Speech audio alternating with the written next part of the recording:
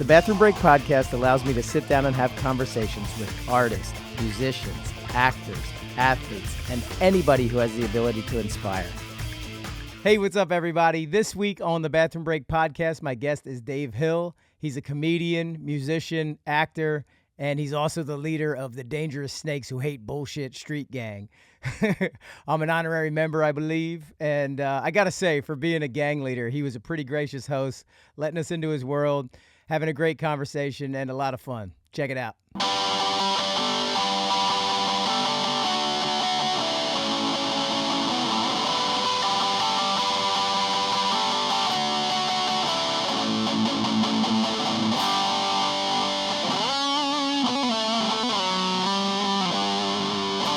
Hey, thanks so much for letting us invade your space. Thanks for having me. Yeah, it's awesome. Thanks for me having you. Well, Yes. Thank you. Thanks for having me. Yeah. Thank you for myself for being such a great host.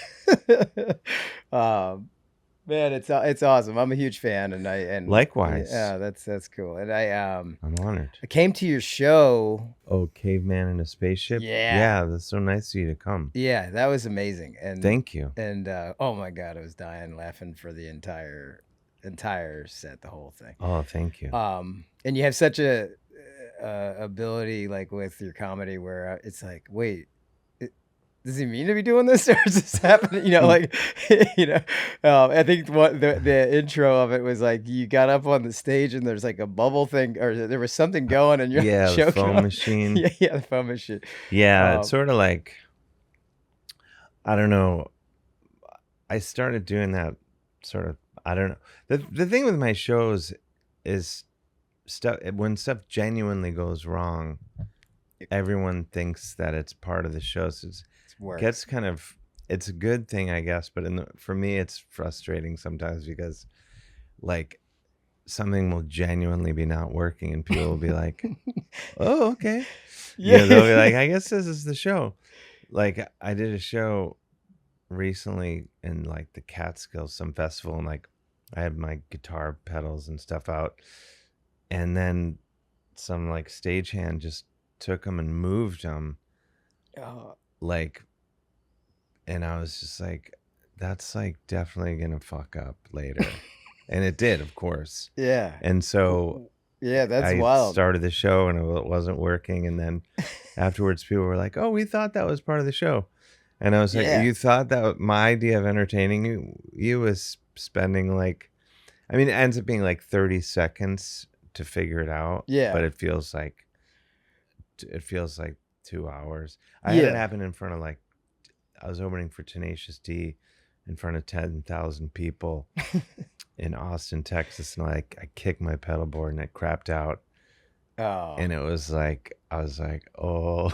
Yeah. I mean, it's got to be obviously tougher in that sort of venue because, and I think sometimes with comedy, like the smaller venues work well because it's so intimate. And then like in the bigger stage, it's harder for them to pick up on, like, because your style of comedy, like they say, it plays well into if something goes wrong.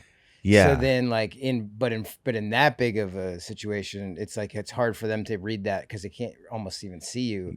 Yeah, totally. And then there's, especially if you're like opening for someone like Tenacious D, or like, someone where the fans are like, their fans are amazing, like, great. So like, fortunately they were always like great to me. But like, anytime you have 10,000 people who are there to see someone else, you're like, it's like a tide, like, you don't want them to, because all it really takes is like a small pocket of people to be like, no, and then it's gonna spread. Hasn't happened. This is just really my theory. Get this, man. Yeah, I don't even know if that's true. I just kind of made up that thing. But like, I was opening for them in Europe, and we were doing like arenas, and well, in the UK, I would find out like who the rival football club was or whatever, and I would bring them up just to get the entire place booing. Yes. And then I forget who said it to me, like one of the guys in the band, in Tenacious D band, was just like, that's really risky to get the entire arena booing. And I was like, yeah, but that's part of the fun. It's like flying an airplane upside down. You're like, Yeah. I have to get it back or I die or whatever. Yeah. No, I mean, that is risky, and it's yeah, a lot of guts to do that, but I guess it's Stupidity. I yeah, don't yeah, know if oh, it's okay. guts. Yeah, I think yeah. my whole operation is stupidity. It's working very Nothing well. else. Yeah, no, that's funny. So how did you like I guess, like the typical questions, but I'm fascinated by it because obviously like you've had a pretty long career and building into different things and all that and how did it sort of go that way? I have so many questions, I guess, obviously because like your musicianship is a huge part of what it is, but you're incredible. And then it's like, but you're joking with it, but then there's like, but no, wait, hold on. This is like, wow. Like just your level of playing guitar and stuff is like, wow. Oh, So thanks. so then when you see that and then it's like a part of the joke, but then you're like, wait, but then you back it up, like in the whole thing. Like so like did music kind of come first and Yeah, I was always a musician and I never planned to go into comedy at all. yeah. And as I always like to say, there's probably some people who are like would say I still haven't gone into comedy. But Yeah, uh yeah. but no, I always played in bands and then from like Lucy, come on. This is an important point I'm trying to make, Luce. Sweet baby girl, come on. Let's go. Joke. I You're was like, "Is okay. that thunder or is that that's She's just, just that's Lucy policing. Thunder." Um, So yeah. yeah, I don't know. Like I kept it separately actually. Like I started like when I first started doing comedy, I would just talk, and then gradually I started incorporating the guitar, and I think I kept it separate because I didn't really know. Like I'm like I would like to incorporate music, but I guess a lot of the stuff I was seeing, I was like, well, I don't want to do that.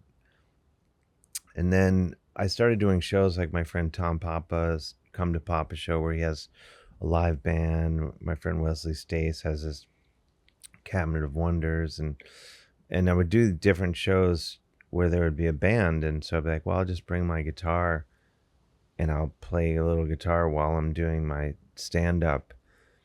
And then it became this thing that would just kind of grew organically and whatever. And I think because like whatever me just talking on my own, like people are like this kid's a moron or whatever, and then and they think the guitar is just going to be like maybe I know a G chord or whatever, Yeah. and then I start playing some guitar solos or whatever. But it's a tricky thing, like with it playing the guitar, like because to my mind I have like my real guitar playing that like I'm trying to do a good job, Yeah. and then I have like this category of intentionally stupid guitar playing Yes.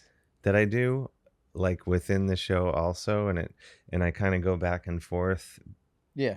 between them. But then I think in like the last couple of years I'm like I can't tell the difference anymore. Like I think it's kind of making me a better player but a worse player at the same Oh, time, yeah. if that makes sense. Yeah, you're like blurring the lines and that, and then Yeah, to it's like when you're making fun of something and then it becomes part of what you're doing. Not like we have this thing back in the Philly area where there's like a thing the Delco accent. So then when we were growing up, we would make fun of the Delco accent, and then all of a sudden we have the Delco accent. You know what I mean? yeah, And you're like, yeah. "Wow, how did that?" As you're saying that, I Yeah, was like thinking when I was like in third grade, I remember my buddy and I started like walking down the hall like this exaggerated strut, like just being like, but like let's be like cool guy idiots. And then over time it was like that's just how we walk. yeah, yeah, Hey, yeah, yeah, yeah, yeah. Yeah, and you're like, how where did that we're like, happen?" All right. Yeah. So, yeah, and well, and I but I well, when you were explaining that, I feel like I follow that obviously as a fan. I totally follow when you're kind of making fun of that style of guitar. hold on, Guitar Center. No, I was, yeah, I don't. I was joking to them. I was like, I'm gonna be here and be that Chris Farley show. Like, remember when you? Because no, I definitely am a fan, and I've watched a ton. So we were laughing Well, about thank you. yeah, we were laughing about that Tide commercial. You put up that old one. That was like Oh yeah. that like the noise is so good. Oh yeah. Yeah, I did that. yeah, That was my friend Meredith Scardino. yeah. So funny. She's amazing. She's done so much awesome stuff. She created the show Girls Five Eva, and she's written for Colbert Report, for Letterman, Oh, for so cool. Colbert on CBS. She's done so many amazing things, and she's we made like a few videos like early on. I mean, we made that 20 years ago probably. Yeah. And I always thought she should be on but she does more behind, Yeah. writing, creating, and directing and things like that. But I think she's an amazing Yeah. actress. Oh, it's so good. Like, Yeah. it's like it's right up our alley in terms of Yeah, she's why the that's best. so One of funny. the funniest people ever. Yeah, that's amazing. So that kind of brought up some thoughts in terms of like when we were talking about how music kind of you mesh that with comedy. It got me thinking about is it Valley Lodge is your band that like Yeah. you had made maybe the song for Last Week Tonight. Oh yeah, our song "Go" is the theme song to Last Week Tonight with John Oliver, and that would just worked out really. That record had just come out, and Liz Stanton at Last Week Tonight called, was like, "Oh, we want to use one of your songs." And I thought she was calling to say like, we don't know what. I thought we just want to pick one. So I was like, "Oh, you should use this song "Go." I think that would be. And she's like, "Yeah, that's the one we want it. We already cut the opening to the show to it." So yeah, it's just super, and I love that show too. So like, I'm psyched to have that be, Yeah, it's incredible to be the theme to a show that I actually love. Yeah. Yeah, that's amazing. It's funny that you're like, you should use this. It's like, oh, well, we did, and it's already in there. We're just trying to get the rights. Yeah, totally. It's funny, Yeah. like there was some friends had a podcast, some comedians, and they used another Valley Lodge song for the theme to their podcast, and then they ended up getting a TV show. And I was like, "Hey, you're gonna need a theme song. You should use." This is right around the same time, and I was like, "You should use this song as," and it was the same song that ended up being the John Oliver theme song. And so I was telling them to use it, and they're like, "Oh, we already have this other song," and I was like, "Darn!" But it was one of those things where you go like, "Oh, everything happens for a reason," because like that show, was their show wasn't around Ran for its very course, long, yeah. and John Oliver's been around for I think 13 years now. So Wow. Yeah. and I hope it just keeps going.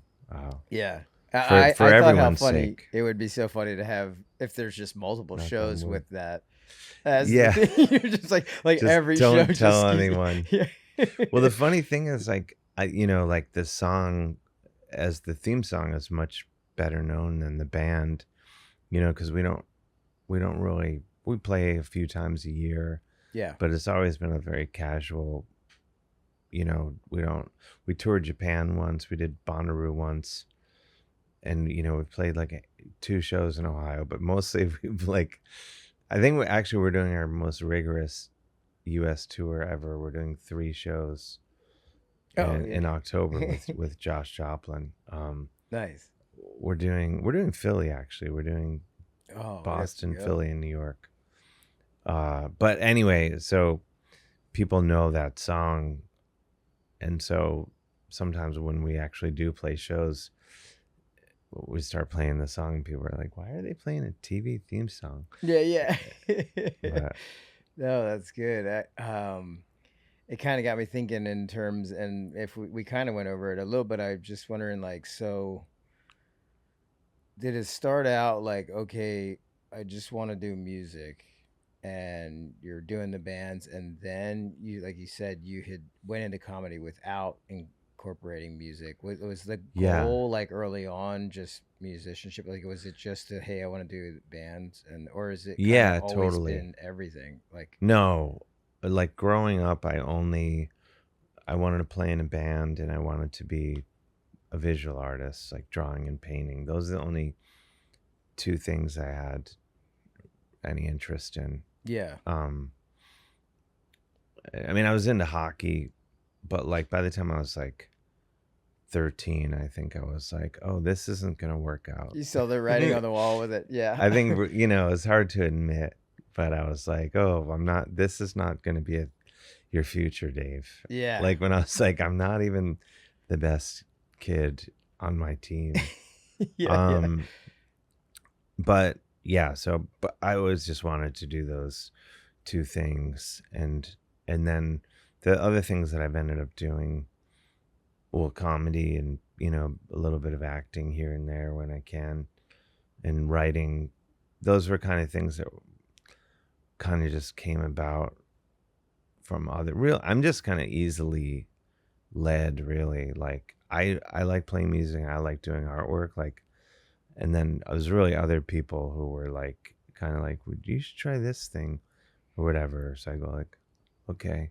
I mean, I'm really like pretty rudderless, not very goal oriented person. I should be more so, but I just kind of do, you know, just kind of do what happens. Yeah, but I think there's something to that for sure, in the sense of like if you're like, oh, I have all these goals to go this certain direction, like then maybe you're not open to what could be if you stay kind of like, open to like you said, like, oh, you should try this, like maybe you wouldn't even listen to that if you're just like, no, it has to be this way. Yeah, I mean, there's pros and cons. My therapist is always like, "What do you want? What would you like to see happen?" And I'm kind of like, "Well, this would be cool. That would be cool. I don't know." And Yeah. he's like, "No, what do you want?" I'm like, "I don't really know. I mean, I can't even pick restaurants out very well. Yeah. Like I'm just like, I don't know. That sounds good. That sounds good. But I don't know. If I had to like analyze it, part of me thinks that maybe, and then this, I could be totally wrong, but I think like I did have, when I was like 20 years old or whatever, like my first band, like we're gonna take over the world, Yeah. in that way that I think that's what you should Yeah, think for sure. when you're 20 and you have a band or Yeah. whatever you're doing. Yeah. Be like, we're gonna do this.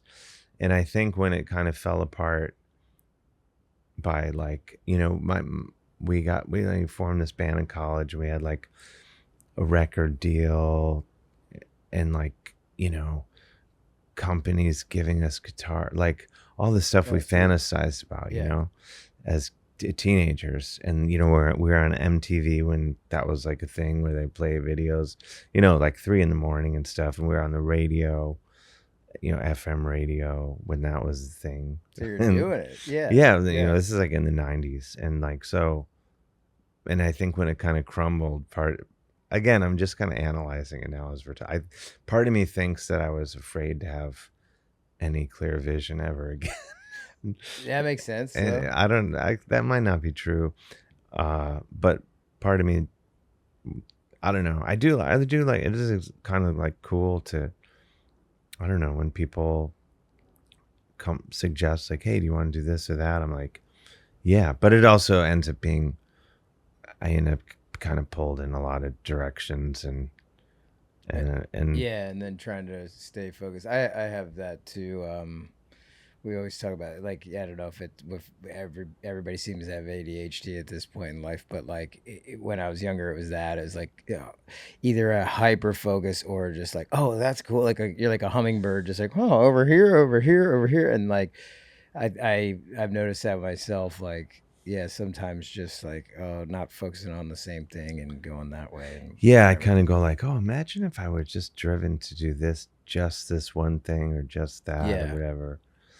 But also, I don't know, sometimes people are like, oh, you do so much or you do this and that. And like, I don't, I'm not trying to do anything other than what I enjoy doing. Like, I'm Yeah. not like driven to be famous or anything like that. I just Yeah. kind of I just like doing what I want to do and making things. And, I'm psyched that it's going well enough that that's all I do. It has been for a long time. And so, but then you go like, wait a minute, I know a lot of really rich people. It might be And nice. I'm not one of them. Yeah, but And you go like, wait a minute, I don't, so I do have those moments where I'm like, probably could have done things differently, but I don't know.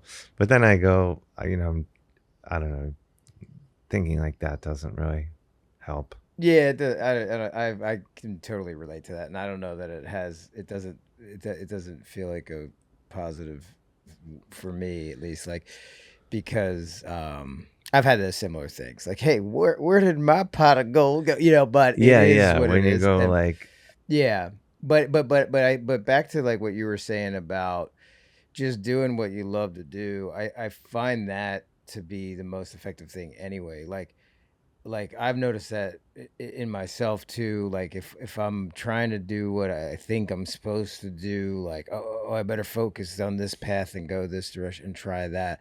I just like kind of lose the love for whatever it is I'm working on, and then it also doesn't work out as well. But if I stay with like, no, I'm psyched on this, then yeah. people like it more or whatever. Like it has that Oh, weird, totally. Like, like they say in comedy, like if the more you go like inward with what's personal to yourself, the more it relates to more people. Like in some, you know what I mean? In some ways, like, yeah. Well, I think all are like, in the broad definition of is just do what you want to do. That's my first advice to anyone doing any creative thing, especially if, people ask me like, oh, I want to get into comedy. I'm always just like, do what you think is funny. Don't ever give a fuck what the audience thinks. And I mean, that applies for every music, yeah, dancing, whatever yeah, you're doing. Like, think.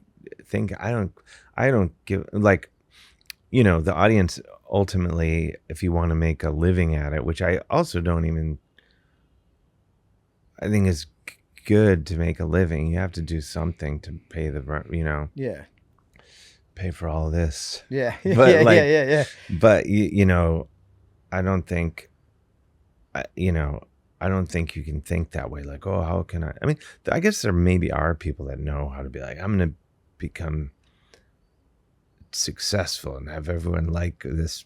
But That seems like go to Wall Street for that or something. yeah, I don't know. Like, I don't know. Like, I think, yeah, I think you just have to do what you want. And anything that I've had any success with has really come from a place of me really totally entertaining myself. Like, even to the point where I'm making something that I don't even intend to share, like beyond, yeah, like this year? Well, this year, yeah, I had this comic book series come out last year that came out as a graphic novel this year based on this thing I did 20 years ago where just for fun, I started emailing there was this website that had all these email addresses for black metal bands, like, and this is like in 2003, 4, whatever, before like black metal. I feel like it wasn't really in like the pop culture zeitgeist or anything like that. I was just like, I knew like I had two other friends who were into it, and I was like, I'm just gonna email these bands and fuck with them just for my own, never intending for anyone to see. And I thought I was emailing this band, and it ended up being their record label, and I ended up emailing with this guy for like 6 months. And just as I'm writing, I was like, I'm 19, I live in Indiana, my name's Lance, and I have this band Witch Taint. It was like all stuff I was making up as I was going, and he would write back, and then I'd respond. It would just be like something I did truly for my own, never thinking anyone was ever going to see it besides me and this guy I was writing to. It's And awesome. gradually I started showing it to like 2 other friends who were, and then they would forward it to other people. And then, someone saw it and was like, oh, I want to put these on a website. So they eventually did. And like, that ended up like, I've done so many things based off people liking those emails, and eventually led to like, Malcolm Gladwell had me on his Broken Record podcast he does with Rick Rubin. Yeah. And then from that, like this comic book company was like, hey, we heard that, and like we remember those emails, and so I'm doing this comic book. But all stems from, and my buddy Phil and I read the emails on stage for a time, and like we did the Wacken Festival in Germany, the biggest metal festival in the world. We did it in Oslo with like actual black metal dudes in the audience, Fenris from Dark Thrones in the front row. Rad. So like all these interesting and fun things happened off of me sitting there doing something truly for me. Never, Yeah. I mean, I do anything I do, of like a joke or a song or whatever, I'm doing it to entertain myself. But that more than anything, and there's other examples of that where I'm just like not even thinking like, oh, I'm gonna do this as a performance or whatever. Right. And then sometimes, like now, because I've been stupid enough to turn like comedy and music and writing and all into different ways that I make a living. Like the one thing that I don't really is doing artwork. I still like draw and paint a lot, and I ended up being like, oh, I love that kind of the most, because I'm not thinking at all, like has nothing to do with my livelihood. So I kind of have the most fun with that. And then I go like, but then I'm like, maybe I like this the best and I want to just do this. And I'm like, no, I would ruin it if I tried. If I actually tried to be like, I'm just going to paint or draw for a living, then I would be miserable with that. Well, yeah, that becomes a job. Because I kind of did the same thing. Because my main skill set became like production, like video production and like doing cinematography and all that stuff. And so then like, and I love it still and I keep doing it, but it became a job. So it took away from sort of the hobby-ish thing of it. Yeah. And then I was like, what can I do? Because I don't play music much. I strum around. I've had a guitar sitting there forever and I strum barely, but like I know some chords and stuff, but not on a real level. But then I was like, what could I, in painting and that stuff kind of started to happen for me. It was like, and I'm not very good at what it is, but I enjoy it because it's for me. And there's no like, I'm not gonna monetize this thing in any way. So that, but I totally understand what you're saying and can relate to that. And like, no, keeping this, because once it drifts over into that zone, I had a couple friends that were like, oh, could I like commission you for this painting? I'm like, I'll do one for you. Yeah. And give you it.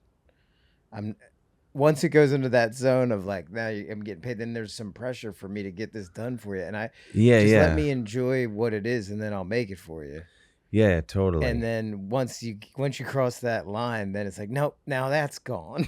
Yeah, totally. But it's like a thing where like, well, like, yeah, it's a fun, like, I was thinking, like, as we were talking, I was saying, like, yeah, it'd be like if you making cookies and you're like, oh, it's cool, I made cookies, and then we're gonna have cookies.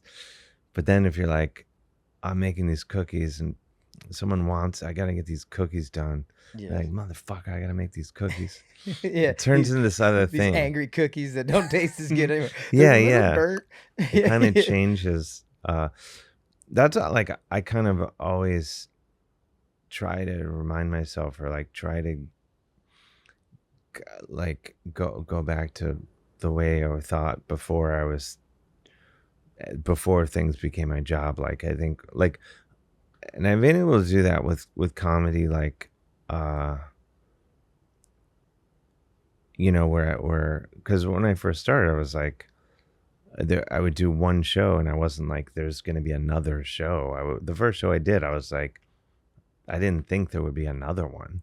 You know what I mean? Yeah. This is Like, it.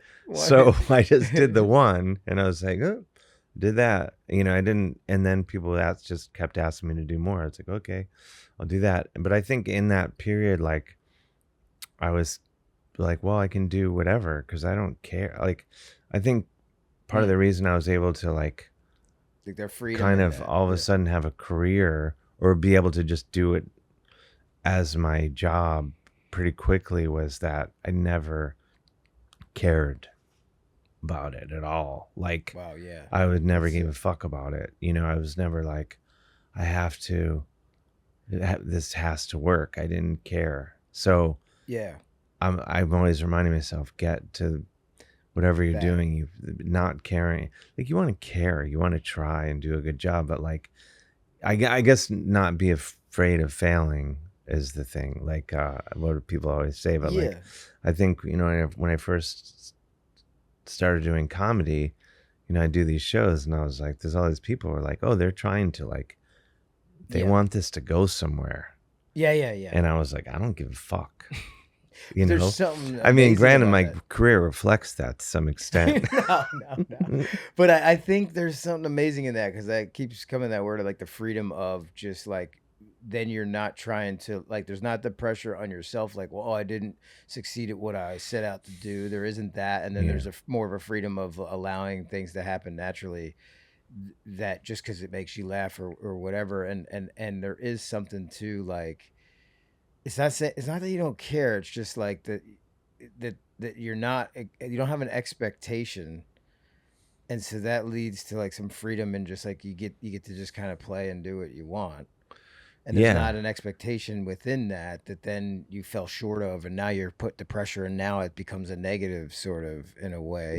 Like, I wanted to ask, because that was a thought I had when you said it, like, you didn't think there would be another, like, so did you get up and do comedy just because you were like, there something in you that was like, you know what, I got to just try that one time just to say I did it or something? Or like, no, it was like I was writing, I had started writing for TV shows. So I was like, I was doing, but I guess at that point I thought I ended up writing so I was like, well, I could be a comedy writer. Yeah. So I was like, oh, I'll do that, I guess. And then I was writing on shows at VH1 for a little bit. And my office mate, Tony Carnevale, he and his friend now, also, I'm friends with both of them now. But this was 20 years ago or whatever.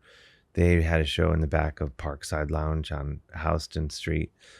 And he was like, oh, do you want to come do something on the show? And I was like, oh, okay. So that's kind of how it happened. Like, if he hadn't asked me, like, I don't know whether I might have been like, oh, I guess I had been curious about it, but I didn't make any effort to do anything about it. So he asked me to do it. I went and did the show, and it did well. And then they asked me to do, oh, do you want to do it again? Yeah. And then someone else had a show that was at that show, like, do you want to do my show? And so it kind of grew that way. But I don't think it would have happened. I don't think I ever would have been like, I'm gonna go do this. Yeah. I mean, that's kind of the best way for it to happen, though. Like, it just naturally sort of went that direction, and like. Yeah, I mean, it wouldn't kill me to be more driven. I feel like I know a lot of people who are really driven, and there's something to be said for that. They're also annoying people, but yeah, well, because I was like, I hear you say that, but then at the same time, and I obviously met you the one time before and just talking to you now, but I hear you say that, but then I know that you just flew back from Washington, and like, you're constantly busy doing it and all the stuff. So there's a level of drive in that for sure. There is, but I don't mean, I probably sound like a jerk, but I don't. I just kind of, people ask me to do stuff and I do it. I know, it's amazing. That's kind of To me, like that's the best way though, there. I because don't do a lot of outreach. yeah, I just kind of like and I just did two my friends in Better Than Ezra. I had they were like, oh, do you oh want to yeah, do these shows in Seattle and Spokane? I was like, yeah. So that's kind of how yeah, the Puscifer tour I just did. yeah, Maynard uh, asked me if I wanted to do that, and I was like, yeah. it's So amazing. I mean, I've been lucky in that way that and eventually people will probably be like, nope. And then No, I'll yeah, do where are you going, pal? yeah, I'll Yeah, be like, no, it's but no. I think it's hopefully so. it'll keep going for a while. Yeah, for sure. I think, and it just to me, yeah, having been a fan of what it just seems like it keeps continuing to like keep growing in that way, and the recognition I hope so. and the awareness it goes more and more and more, and no, I think it's really cool. I was like relating to some things. I noticed for myself, like back when I was in front of the camera more, that I spent a lot of years behind the camera after that. But Mhm. when I was in front of the camera stuff more, it all did seem to naturally just sort of happen.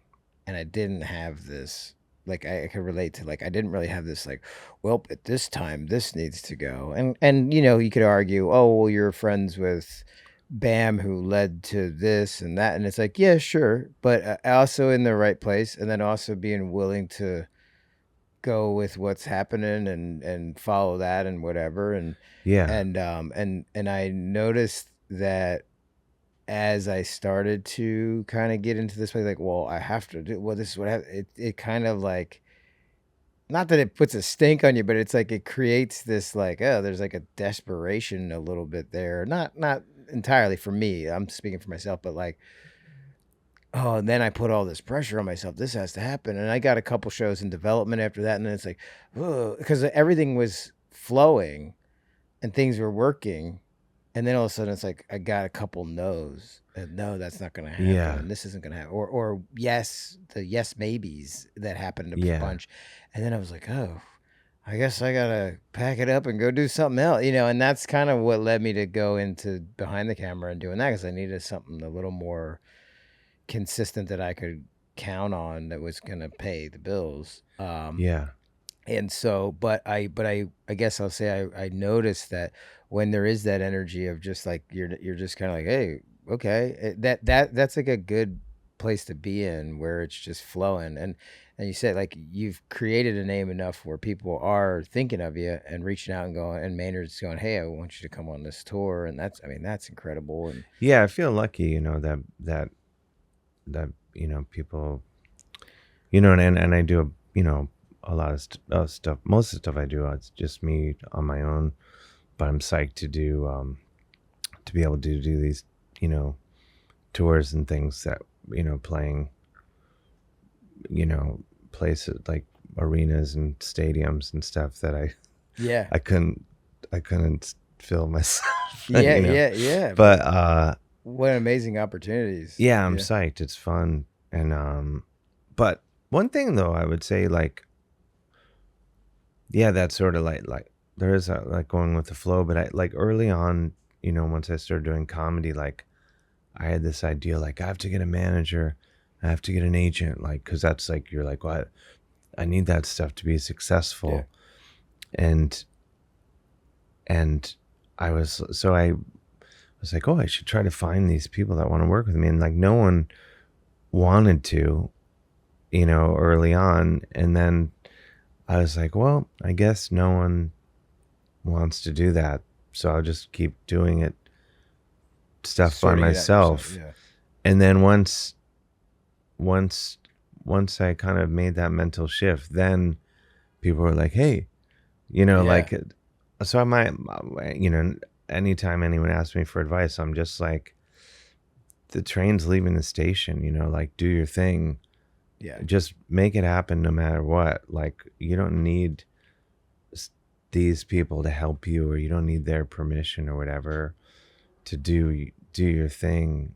You don't, and there's, relying on some scene, or like even acknowledging that there's a scene or whatever. yeah, I don't think, you just do your thing. And I mean, even now at this point in my career, like it's a lot of just kind of like, I'm like, there's the audience and me.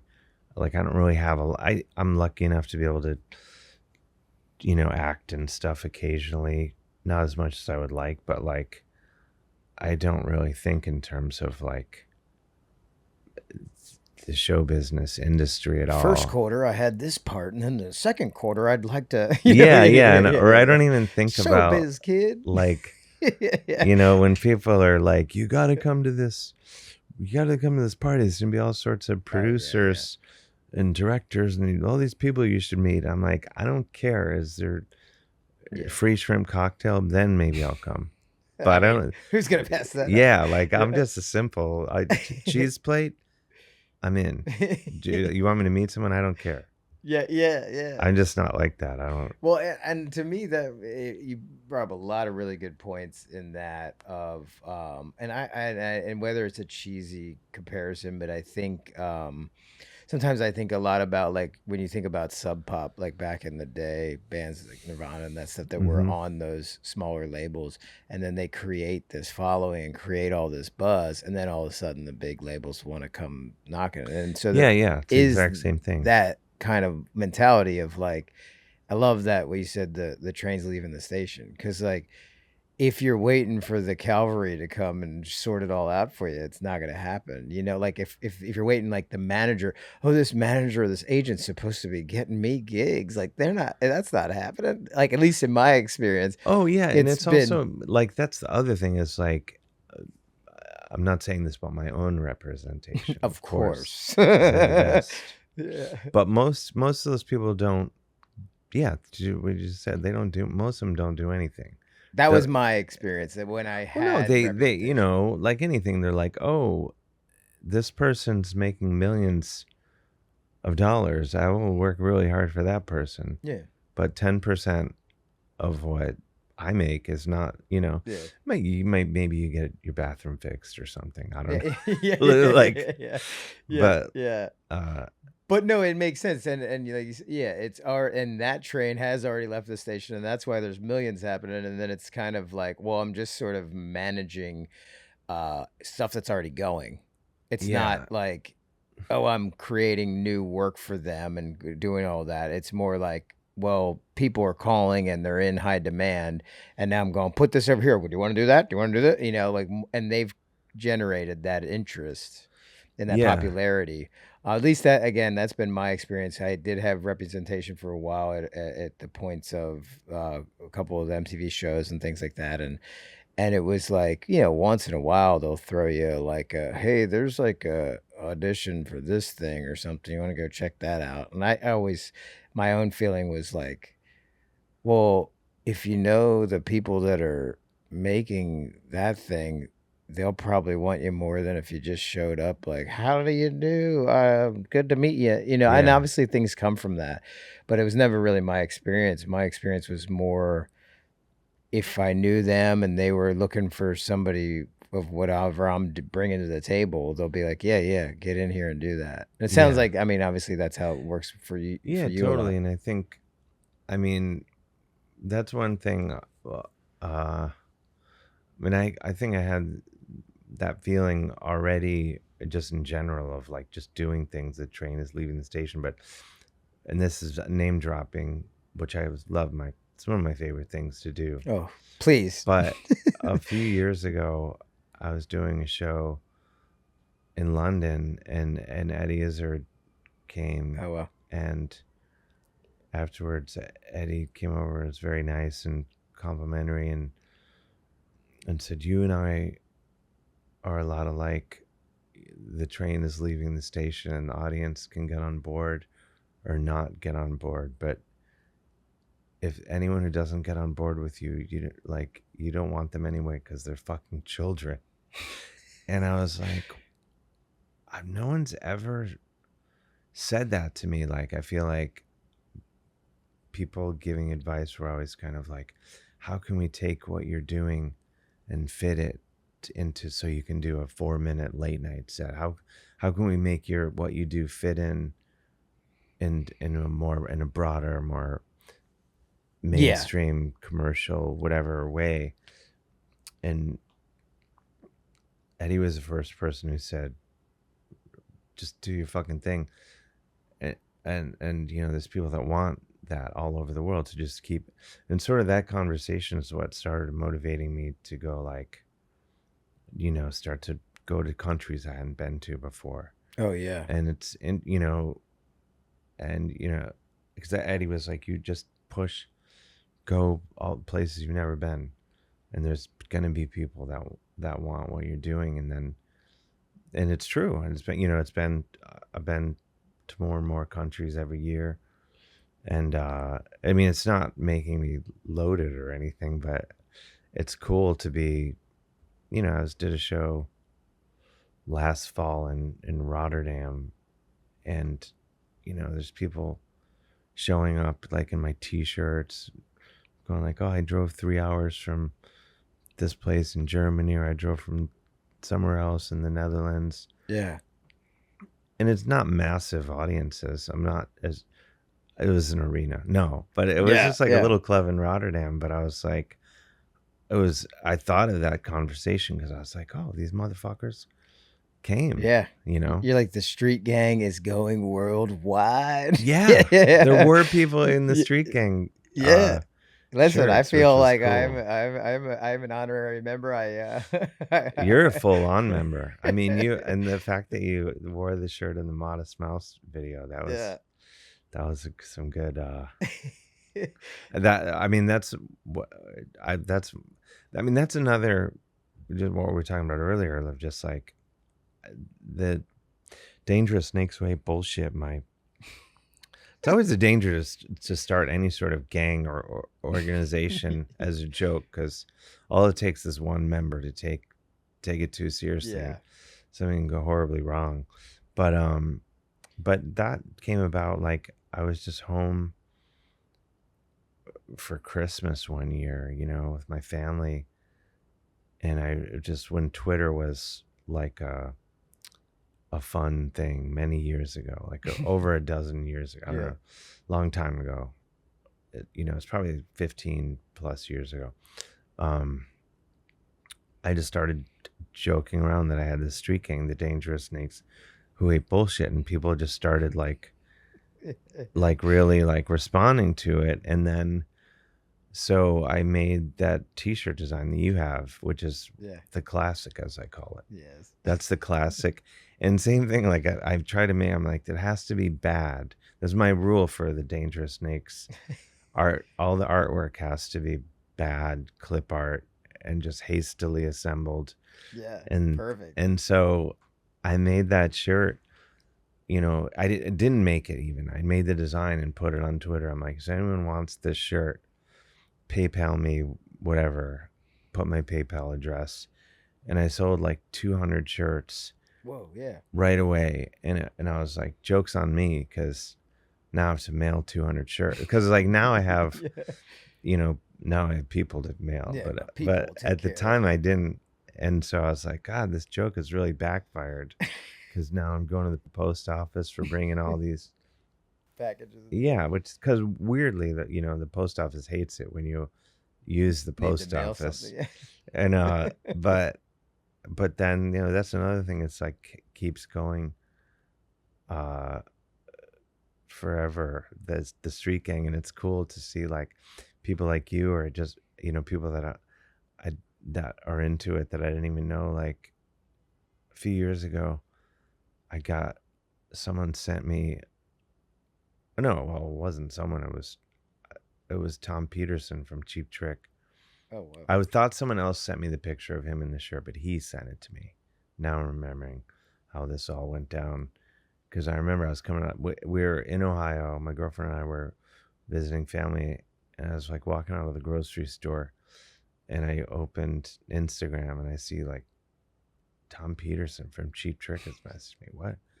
And he's got the Dangerous Snake shirt on. And I just sat there in the parking lot. I was like, because they're one of my favorite bands ever. That's another. And I was like, what the fuck? What is, I think I just wrote, what is happening? Like, I was like, how do you, know who I am? Like, what are you doing? Yeah, And then yeah, you just yeah.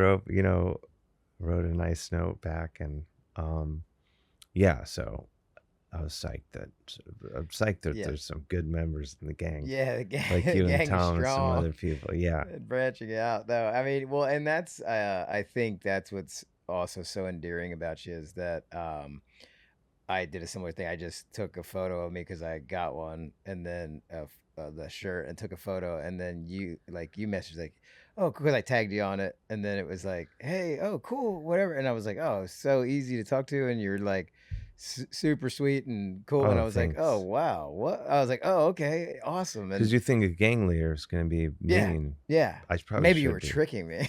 Yeah, yeah, yeah. I assumed I was gonna get cut if I yeah, yeah, yeah. So, but no, and I think, and had wanted to see one of your shows for sure, and so then it just kind of started that little bit of like, hey, you were gonna play in Philly, and then I couldn't make the one, and then when the Caveman in the Spaceship came, I was like so psyched to Yeah, see that. thank you for coming to that, making the Oh, trip. so amazing. I'm not kidding. The entire time I was like in pain from laughing, but Oh, thank you. and and I it has me curious, obviously, because like you have your hands in so many different things, and doing all different types of projects. When you're going about something like that, like how does that, like, how do you kind of piece that together? And I know some people are like, oh, process, but I love to hear people's process in like kind of developing that, like, it, like just a spark of an idea, and then you build on it, and like, do you, like, because like, I guess what I'm trying to say is that, like, when there's a theme and then you're going through those things, like, how do you build that out in a comedy club when you're trying to learn, or is it like you already kind of had that mostly together, and then you try it a little, or like, because like let's say like, um I don't know, a typical like Carlin or somebody who they're just like, they'll build a few minutes and then they add on to it, and Yeah. it's not necessarily a theme going through, and it's not necessarily that. So I'm curious in the creative process of like how that comes about. Well, yeah, I think it's like, yeah, it's starting with little bits and then to come together, and but then and then my friend Tom Papa was kind enough to, he Who's directed that show, and really, That's, yeah. which was amazing, like, because again, like, I would be too afraid to even ask, even though he's like one of my best friends. Yeah. I was like, I'd be too shy to ask one of my best friends to direct it. But we were having dinner, and I was telling him like, oh, I'm putting this thing together, and he Yeah. offered to direct it, which is amazing. And so he really shaped it a lot from where it was, and like gave Wow. it Yeah. more structure. But then at the same time, we were working with a production company, to put on that run that you saw. And I think that they wanted it to be even more structured than it was, which is like a good instinct or note. But I think for what I do, I think we found, like, because I think the thing with people coming out of the show, they were like interviewing people, see what they thought of it, and like try to get sound bites. And Yeah. I think that they were like, we want people to be able to say what it is in one sentence, and like, for so they can market it, and Yeah. Yeah. Well, which I I get that understand. part. Yeah. But like, I think so I think that's like a smart, and like, for business, obviously great idea. But like, on the flip side of it, you know like, say for example, the Puscifer tour that I just did, and doing, I think the thing of like performing with bands has like definitely freed me to be more like, I can do whatever the fuck I want. I can ride a bike on stage and Yeah. crash. I can turn a snow machine on, do all this just idiotic stuff, Yeah. to the point where, one of my favorite things on this last tour with Puscifer is when people, like, every night someone would be like, I don't know what that was, but I loved it. Or That's like, the perfect I've statement. never seen anything I've never seen anyone do what you're doing when people like they're expressing this. Well, I don't know what the fuck that is like, but they love it. Then Yeah. I'm like, well, I'm glad that you don't know what it is Yeah. and you love it. Yeah. So, I mean, it would be cool if there would be like, he talks about, I don't know. he's I got a think real, not being able to put it into words puts it in the best words. I think so. I guess, I guess my hesitation is like, I'm like, man, that's cool, but I really would like to buy a house. Yeah. Yeah.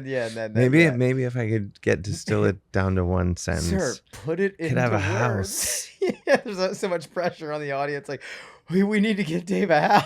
Well, Yeah. there was actually this actually more name dropping again, which Please is do really continue. And if I want to do at some point. I don't want to interrupt. But I want to get back to the Tom Papa thing because I'm a huge fan as well. Oh, me But, too. He's amazing. But no, sorry. But I was doing on the Puscifer tour. We were in San Francisco, and I ran into Trey Anastasio. Another person I'm a huge fan of. Yeah. He came to the show that you saw at Soho, but he lives in New York, and he came, and I guess he had become a fan of mine through Instagram, and so I ended up doing this fish festival a couple years ago, and so anyway, so we're on this tour. We're in San Francisco, and I ran into him in the lobby. He just happened to be there with his wife, and so I was like, oh, do you guys want to come to the show? And they came out, and he's like your reviews are great on this tour. And I never think to look for reviews because I don't know, they just mess with your head, Yeah. So I'm so great or I'm so awful. Yeah. So you're like, who are you going to listen to? And so I was like, you're reading reviews of this tour? And he's like, yeah. I was like, and he sent me this review from one of the shows in, it was like the review of like the Madison, Wisconsin show. And this writer had like articulated my show. And I was like, it was explaining to me what I'm doing. And I was like, whoever wrote this is like helping me because I'm understanding what the show is now. Here comes that house. Yeah, I was like, this guy's figured it out. Yeah. But so I was like, maybe we just should hire this person as my publicist because I was like, oh, there's that sentence that's we were looking for. I have this funny story about Trey because I was like growing up, and still very big fan of fish, and I always I was talking to some other guy on a podcast recently, and he's like just assumed like, oh, Raab, like in the skate world and all that stuff, like metal, like you just love metal all the time. I was like, no, it was always like the joke because I loved like Fish and in high school, like Rusted Root and those bands and like things. And then other, and it's expanded to so many. Yeah. I just never limited it. And I always felt like, well, what if I like metal, I'm only allowed to like metal? Like, and so it's like, I like that. And I like this. And I'm so much just respect for their musicianship in Fish and how cool and creative and all those things. And big fan. Right. So, so when he was playing in Oysterhead with Claypool and Copeland, I got to go to one of the shows because my buddy Jess Margera, who plays in CKY, I guess they had similar management or tour manager or whatever it was, and then we got tickets to the thing, and so we got to go backstage and I accidentally ended up in like the wrong room. Like there was like everyone that was going backstage just go over this way. And then I had, I'm sober a long time now, but I had been like, having too many. Yeah. And I went into the one room and I like opened the thing and cracked a beer. And it was like, Les Claypool and Copeland came in and then they were like, oh, hey, like, and they were very nice. And then my buddy's like, dude, I think you're drinking their beer. I was like, oh no. Like, and I felt just like mortified. Like, what am I doing? Whatever. But Trey wasn't there, and I really wanted to meet him, and was like, "Oh, it'd be cool," kind of, because I'm just such a fan. And yeah, he was on the bus and stuff, and then I was like, "Oh, I'll never meet him."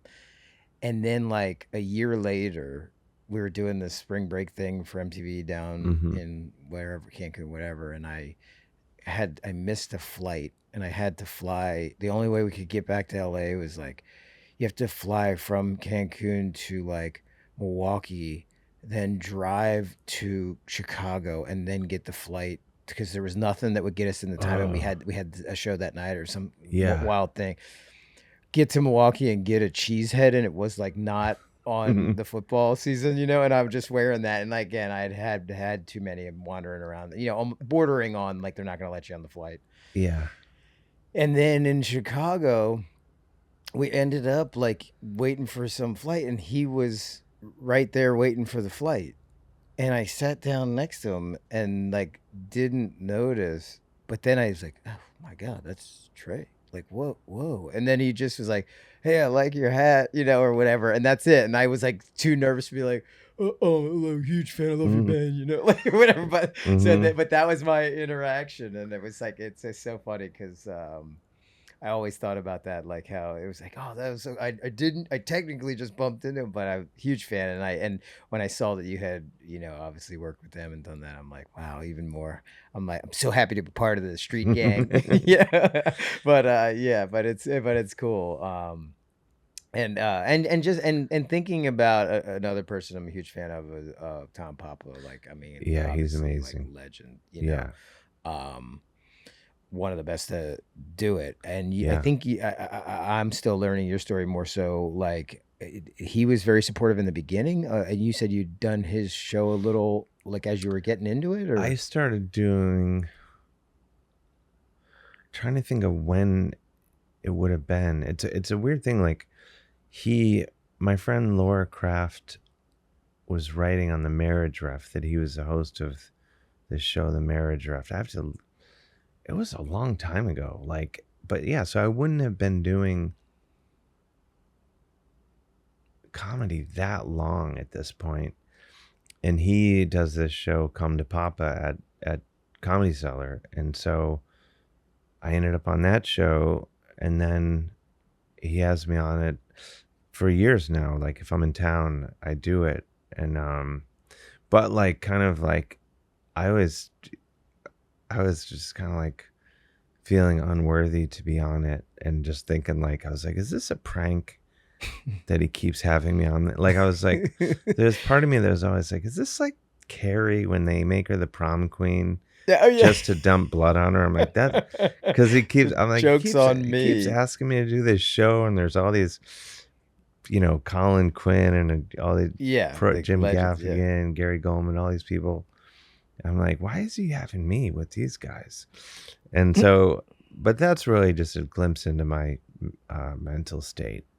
But yeah, so yeah, very early, like, and that was one of those shows where I was playing the guitar and like, Mhm. and then then he got me on Live from Here with Chris Thiele, the sort of new version of Prairie Home Companion Mhm. that they did for a while, and I was on that. I did that show a few times, but the first time I did it, they're like, you have 9 minutes. And I was going to do this bit that I was like, oh, that's like a long bit.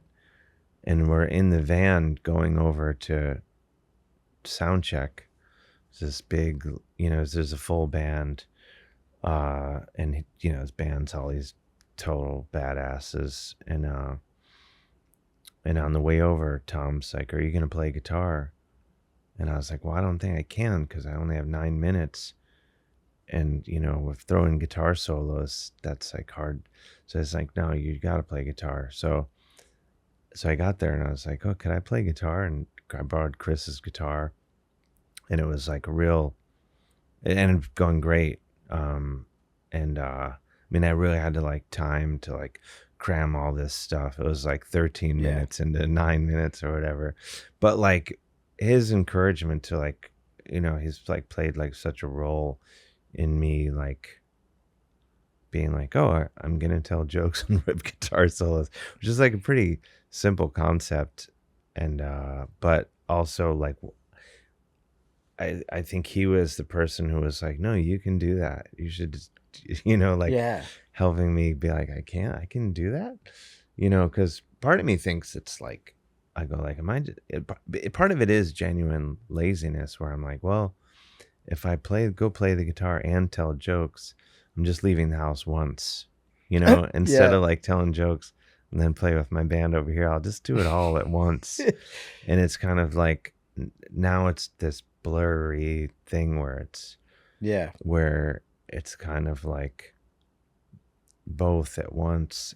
But I think in the last few years, especially, I used to feel more like a bit like, oh, I'm kind of like, uh, I don't know, sort of what analogy I think it was like the dog, the family dog at Christmas. Like it's like you want the dog there, but he's not like he's the dog. So I was kind of felt like I'd be on comedy shows and I'd be like, oh, I'm not like what everyone else is doing. Then when I'm on music shows, I'm like not really doing what they're doing. But then in the last few years, especially like I think the first tour I did with Tenacious D, I was like, oh, I can do whatever the fuck I want. Yeah. I don't, what my relation to what other people are doing. I never adjusted what I was doing to fit in, but it made me feel more comfortable with that of being like, oh, I'm just doing what I'm doing. Yeah. And it doesn't matter how that fits in. It It kind of relates almost, to anything else. yeah. And so Tom was really, I think, um, a person of a handful, my girlfriend and Tom Yeah. and Eddie Izzard. I was going to say, it kind of comes back to Uh, that too, yeah, you know? like people who really, made me realize like, oh, I can just stay my own course Yeah. and then I in turn sell it as my own advice to others. Yes. Which is beautifully done. Yeah. Uh, I, I think that, but as I'm hearing that, it's really, just amazing because, um, having that support from him obviously helps to build that confidence, but I'm not surprised, obviously, that because he's, again, just so incredible, but I'm not surprised that his eye for it and seeing that in you, maybe even before you truly saw it in Yeah, yourself, yeah, totally. like not surprised by that at all. And it kind of is just so cool to hear that, like, saw that and understood it and it allowed you the space to develop it and encouraged it, and like, I don't know, you just kind of need that along the way, I think, in times like, not to bring it back to myself, but I've noticed that in creative endeavors that, like, being a creative person, that at times you don't have the most confidence in whatever it is you're doing sometimes, or you're questioning or second guessing certain directions you should go or whatever. Yeah. And it's so nice to have a friend like that and a mentor, really. I mean, to Yeah, the yeah, extent of totally. to be able to be like, no, no, keep doing what you're doing. Like, and not like you said, not that you were ever trying to fit into whatever it is, but it's just encouragement to be like, yeah, go, keep going your direction, because I think that's what's the most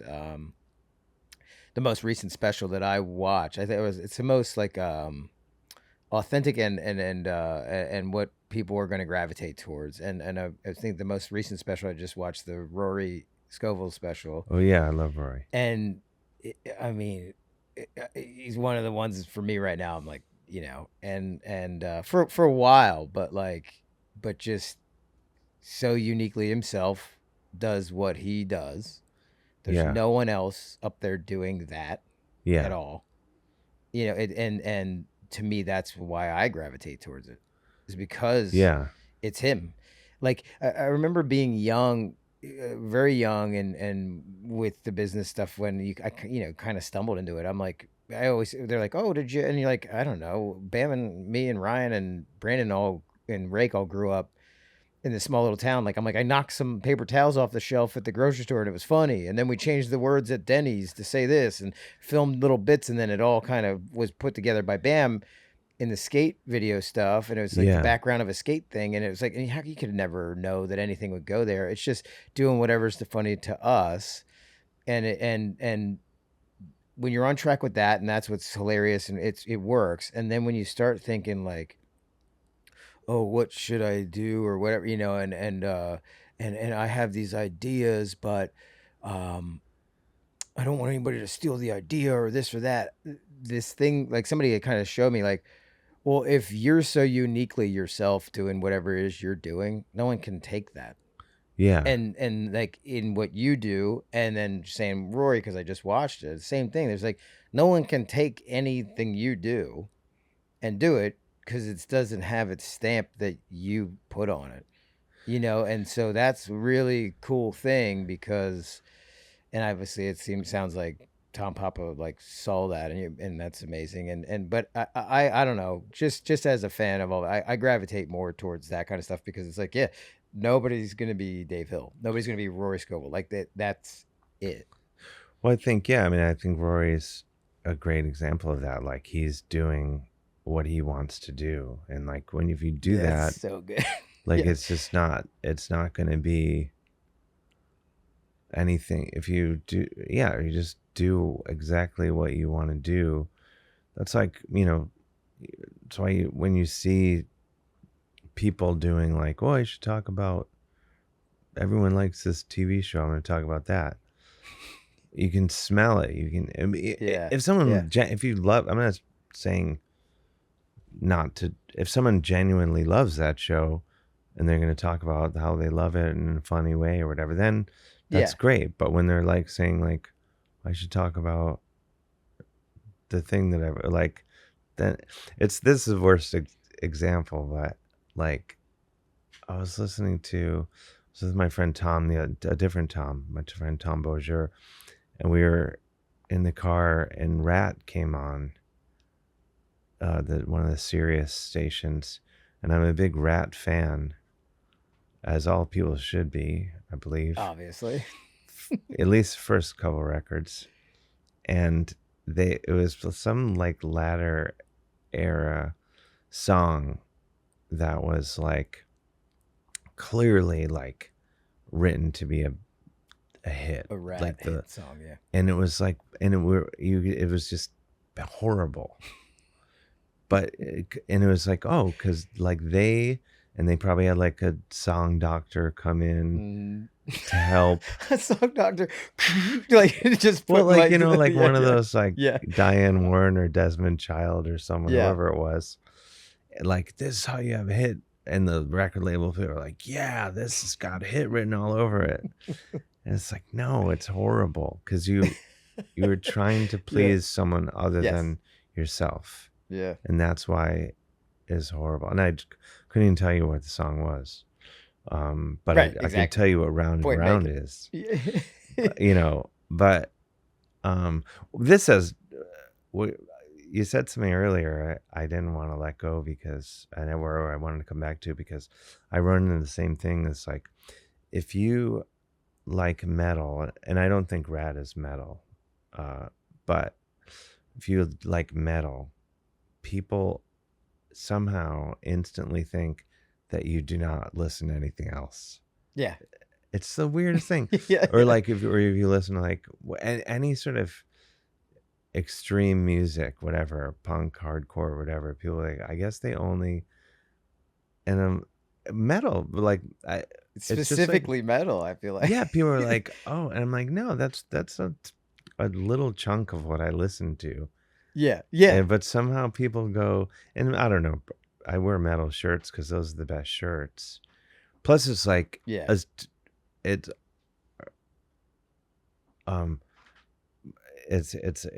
yeah, but people are always like thinking that I'm just like listening to metal. I'm like, no, I listen to, it's funny, like my girlfriend listens to a lot more metal than I do.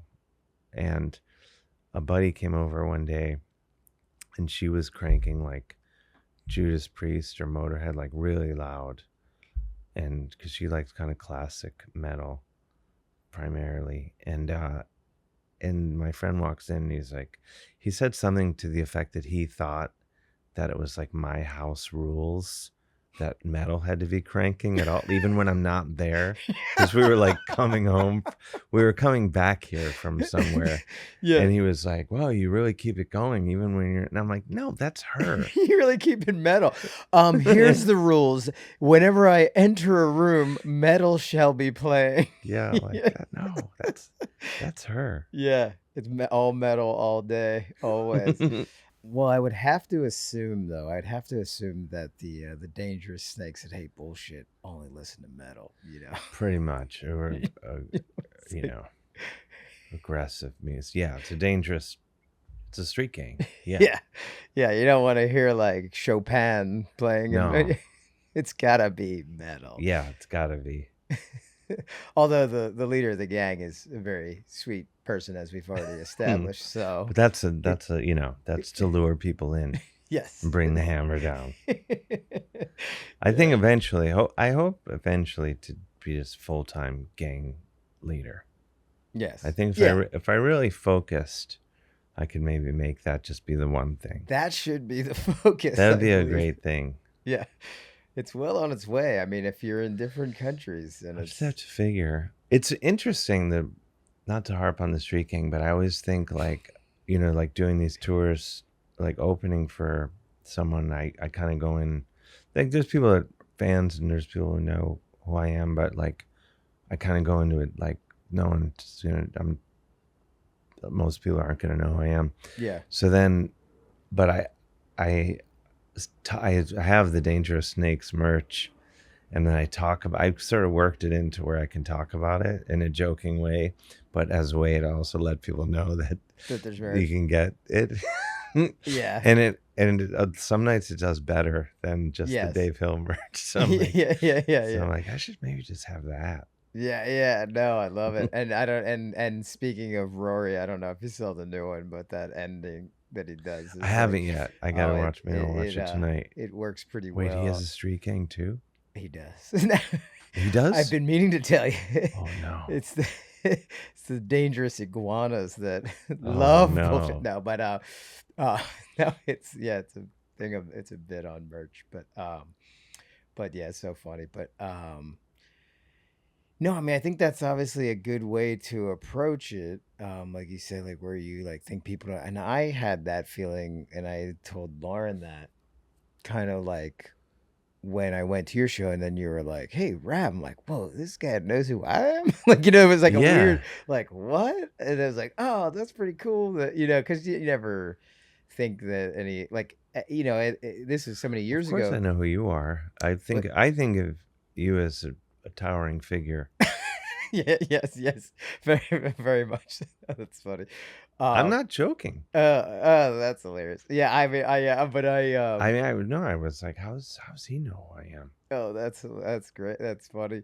Yeah, because I always think like, I did the shows like all these years ago and whatever, and then so if somebody will be like, "Hey, Raab," I'm like, "What?" Like because back then I think when it was on regular, people would know you more. But then like recently, a couple people, have been talking more. Oh, I listened to the podcast and these things, and I'm like blown away by it. So I just think it's awesome that, because like clearly you're there because the main act wants you to support that, and most likely everybody knows you, but to have that approach is, I don't know, it's cool. It's like, well, there's a range. Yeah, no, I'm psyched when people know, but then you get the people like, where, because I'll just like go out to the lobby, or there's always the guy who's like, "So what do you do for a living?"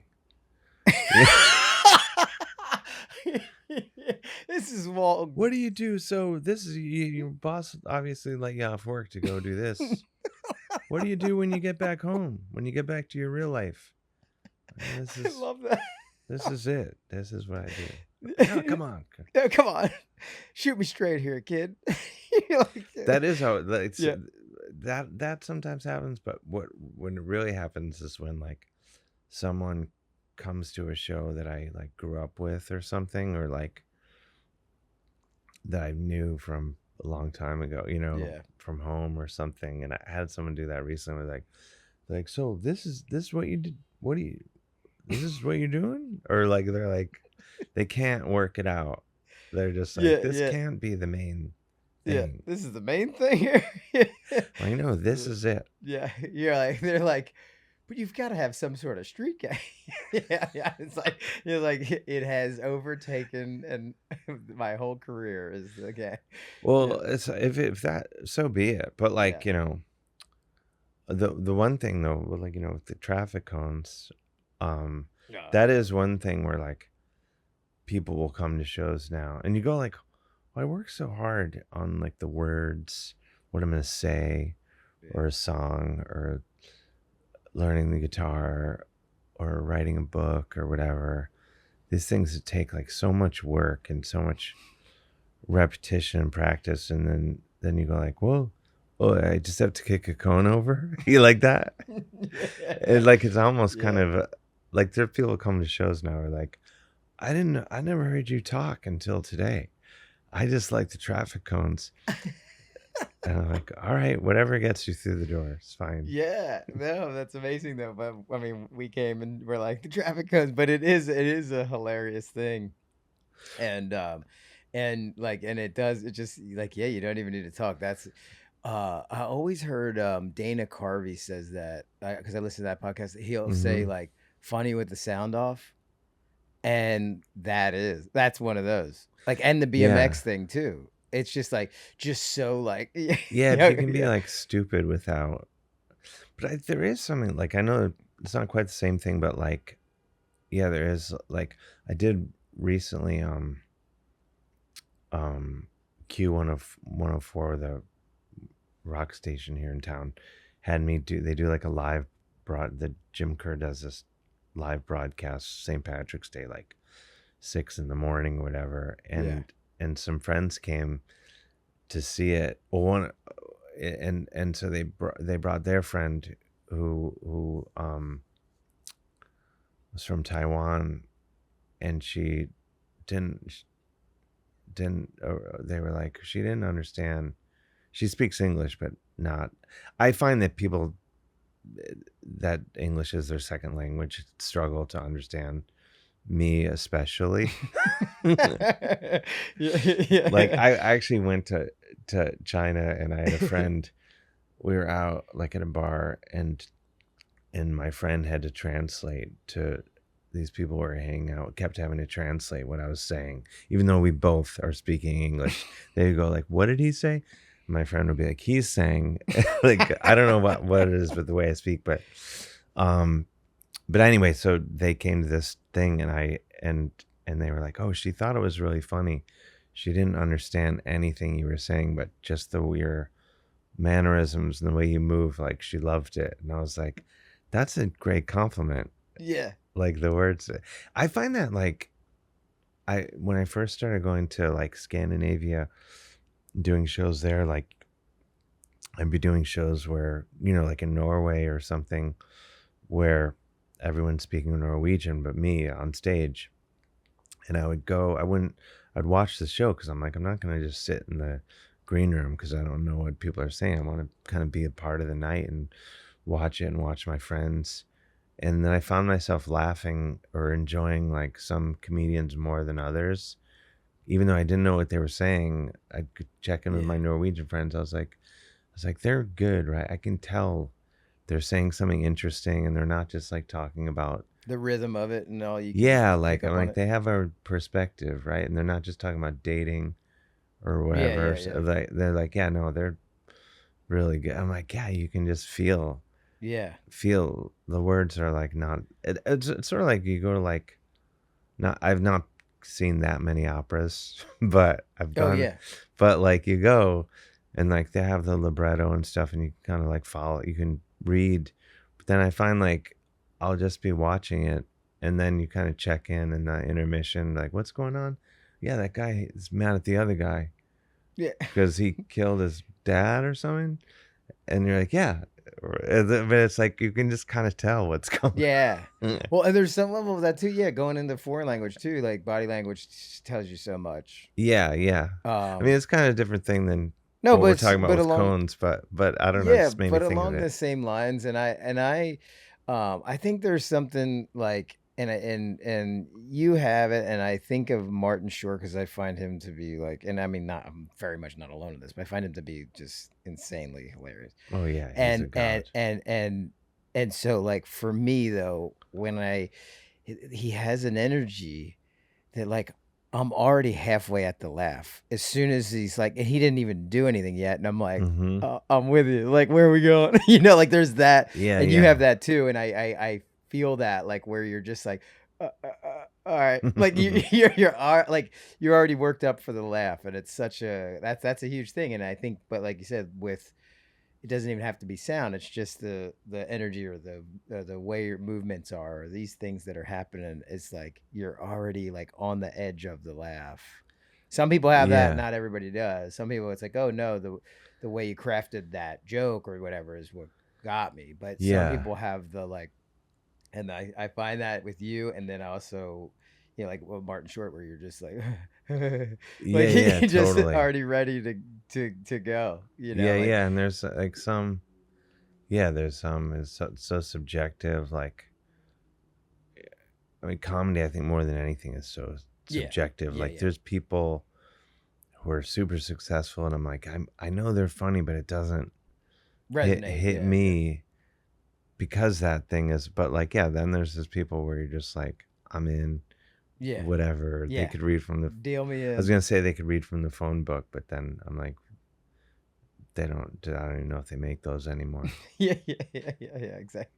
Yeah, no, that's great. Well, I was wondering, like, so, and you just finished up the tour with Puscifer, and Yeah. what's like, what are so what's next for What's it? Dave?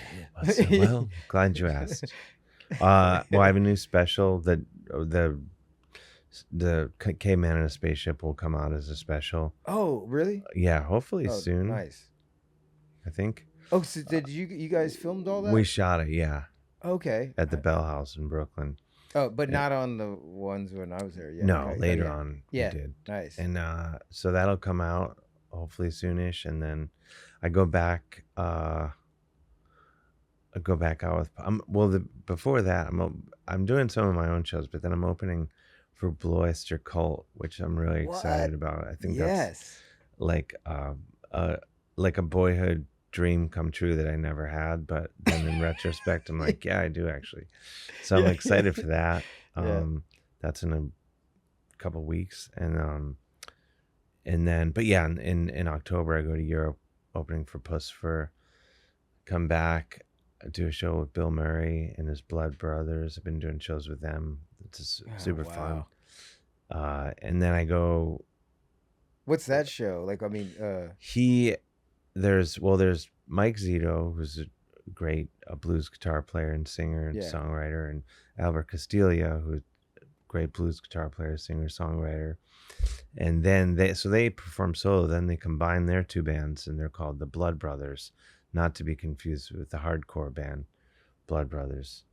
And then when Bill Murray joined, and then Jimmy Vivino and Bill Murray basically, then they're Bill Murray and his Blood Brothers, Yeah. and they play a lot of blues songs and a lot of like they play Kinks, Bob Dylan. They play, it's great, super fun, awesome show, and I've been opening for them on and off the last year or two, and then I go right after that. I go to with Puscifer in a Perfect Circle. We're doing Oh, yeah. Mexico, South America, Australia, New Zealand, Japan, and Hawaii. So So cool. that's gonna be nuts. Yeah. That's quite Uh, a tour. Yeah. yeah, I'm psyched. I've never been to South America. Never Yeah. been to Hawaii. I've only been to Brazil, like in South America, Mm-hmm. Sao Paulo and Rio. But Yeah, that's what we're doing in Sao Paulo. So I'm psyched. That's gonna be. I'm debating whether I should learn Portuguese. I don't have that. I only have a few we'll months. just knock it out. Well, I was thinking I could like. I was like plugging jokes into the free translation Oh yeah. online, Oh, I forget and about that a and lot. then Yeah. you can, and I would like read it and I'd be like, this is what I think how you would say it, and then you can have the voice say it. And I was like, I think I might, if I really cram, I could at least try to do my act. Yeah. But I'd have to do like Spanish, Portuguese, and Japanese. But to our No big deal. earlier point, maybe part of me is like, no, I should just stay the course Yeah. and just do it in English But it would be funny see what to happens. hear you try it in some parts of it. I'm thinking about it because one of the guys on the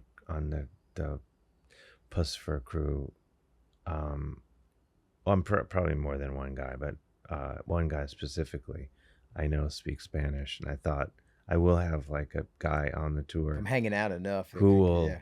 he can just be, I'll be like, is this right? I'll be like, yeah. But then he could also trick me. He'd be like, Which no, might be say funnier. this. Yeah. That could be hilarious too. Man, I appreciate it. When's the Caveman and Spaceship special coming? I'm not sure. We're Okay. just kind of finishing I'm excited to editing it. And Yeah. so I don't know, maybe this year or looking maybe good. early Like, early you're next. psyched on it. Yeah, I mean, Yeah. it's hard for me to watch anything. Yeah. You go like I've had to watch it over and over to like watch the different edits, and I'm like, oh, I'm old and fat, not particularly funny, bad at guitar. Yeah. And Yeah. and even the guitar itself sounds bad. Well, I'm that just sounds great. critical Actually. of critical of all of it, but hopefully You it's, gotta find that person who figured you all out to write a review for it. yeah, exactly. Yeah. No, I think it's gonna be good. I mean, Yeah, I would love. I'm and excited to see it, having seen it live and then see it as a special. I'm really excited to see yeah, I that. think it has. I mean, it has all this stuff. Yeah. And so I'm psyched, and hopefully it will. Hopefully, I think anyone that likes me will like it, but hopefully new people will see it, and more people will come Yeah. to the shows, and then I then get the house. Yeah, that house is coming. My girlfriend and I, we're just trying to find somewhere to put our, die eventually. To put our die to die in. Yeah, because here we're renting. You can't die if you rent. That's too complicated. Yeah. I just picture a home with a big snake on it and the tiger. It would be so good. Yeah. Like or marble floor with it in the foyer. These are all good ideas. Well, you know what I want to do is, we were talking about Norway before. Like, do you know those stave churches? My dream, these beautiful churches. They're the churches like that, like, in the 90s black metal, like what, the ones they burnt down, a couple of them. But there's this beautiful church, and I've seen the one that they had to, what's it called? But they rebuild it. They basically they didn't even, I think they basically had to start from scratch, but it looks exactly like what, these things are from like the 1100s and stuff. But my dream would be to have a house that looked like one of these churches. If you look, anyone should do this. Stave Church, Stave. I'm not sure how it's pronounced, but they're just these gorgeous churches, and they're like black, and I don't know if it's tar, but the wood, they're like black. The wood is black, but they make it that way. So I'm not describing this I'm just uncaffeinated. But then they have like dragons and stuff coming off. They're so cool. Yeah. So that's the house that I would like. That's the only house that the leader of the gang should have. Oh my gosh. Really. Yeah. Well, hey, thanks so much for letting Thanks us, for having me. Invade your space and doing that. Of course, thank you. Hoping you can rip a couple sweet solos for us before we get out of here. I could, yeah. Well, I'll try.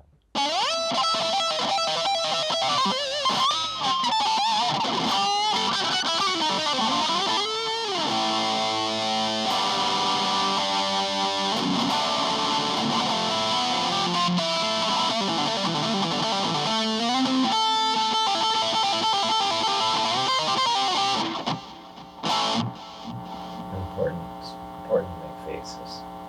I forget that sometimes.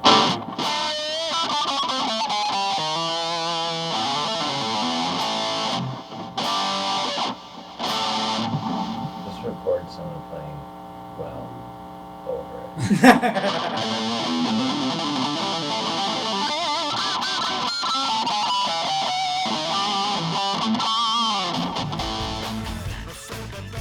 Bathroom Break podcast is brought to you by Greengate Entertainment.